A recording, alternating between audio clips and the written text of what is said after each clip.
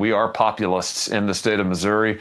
We believe in the people's rights, and what we don't believe is China coming in, buying up our farmland. You know, one of the reasons that young farmers, my state, farming is our number one industry, ag, number one industry. We got a lot of young farmers who can't buy land. Why can't they buy land? Because Chinese corporations and other shell companies are coming in, buying up all of the land, putting solar panels on it, using it to stage their various attempts at espionage. This is ridiculous. We ought to ban it. No ownership of farmland by Chinese corporations. Steve, I don't want them owning real estate either of any kind. Why should they be buying up family homes and driving up the cost of those? So, you know, Missouri, I mean, people get it. I mean, we live it every day. We got a lot of farmland that's really expensive. Young people can't buy it. Family farms are going out of business, and yet these mega farms owned by China are proliferating everywhere. We've got to put a stop to that. What do we need to do? We need to get on that too. Does the Warren Posse need to contact their senators about this aspect of it?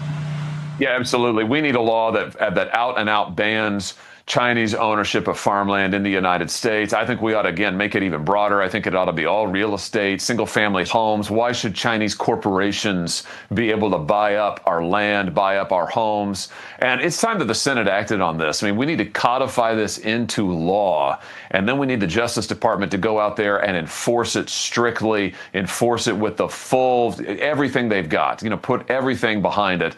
That's what we need right now, because this is a huge threat. And it's not just a huge threat for farmers. It's a huge threat for every single American. The national security interests here are just off the charts.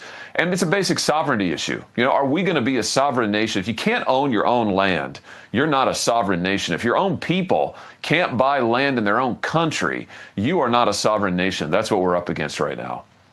You're saying everything Brooks Rollins did the other day, that magnificent press conference and the executive orders, they had Pete Hegseth, everybody. You want to take everything they're doing in the executive order and codify this now into a law so it can't be changed the next time another president comes in?